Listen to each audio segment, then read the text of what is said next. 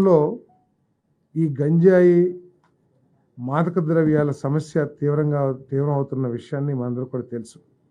పేపర్లు చూస్తే అక్కడ 2 కిలోలు టన్ను, లేకపోతే 50 కిలోలు, 100 కిలోలు హీరాయిన్, లేకపోతే మాదక ద్రవ్యాలు. విశాఖపట్నంలో జరిగిన మాదక ద్రవ్యాల సమస్య ఏమిటో మీకు తెలుసు.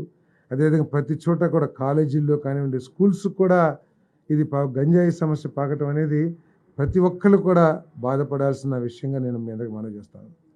దీని మీద కఠిన చర్యలు తీసుకోవాలనే ఉద్దేశంతో మరి 4 మంత్రులతో మరి ముఖ్యమంత్రి గారు ఒక కమిటీ వేయటం జరిగింది. హోమ్ మినిస్టర్ గారు, ట్రైబల్ వెల్ఫేర్ మినిస్టర్ గారు, ఎడ్యుకేషన్ మినిస్టర్ గారు, హెల్త్ మినిస్టర్ గారు, ఎక్సైజ్ మినిస్టర్ గారు, 5గురితో కూడా ఒక కమిటీ వేసి దీని మీద ఎలాబరేట్గా డిస్కస్ చేసి దీన్ని ఏ విధంగా అరికట్టాలి అనే విషయం మీద మరి చర్యలు తీసుకుంటానికి ప్రభుత్వానికి సూచన చేయడానికి ఒక కమిటీ వేశారు. మరి ముఖ్యమంత్రి గారు దీని మీద చాలా సీరియస్గా ఉన్నారు.